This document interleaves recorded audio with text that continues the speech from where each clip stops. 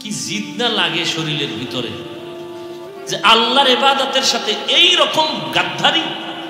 তা ইতিকাফে বসার মানুষ নাই, ধৈর্য মইরা শেষ পর্যন্ত কি করে, বসবেই না।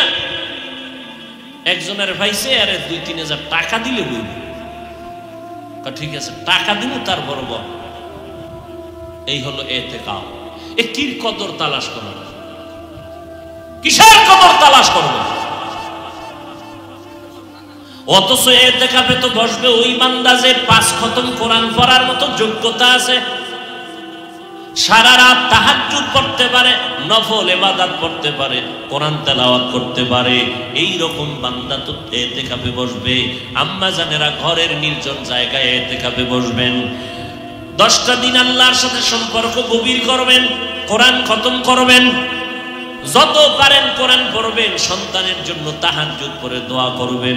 ও আল্লাহ, সন্তানের চেষ্টা করিও লাইনে রাখতে পারি না, তুমি সন্তানকে বাধ্য বানাও, নামাজি বানাও, রোজাদার বানাও, লেখাপড়ায় কামিয়াবি দান করো।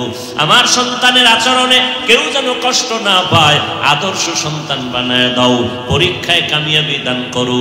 মা বাবার দোয়া করতে দেরি, কবুল হইতে দেরি না। এক তো রমজান মাস, আবার রাতের গভীর তাহাজ্জুদের সময়।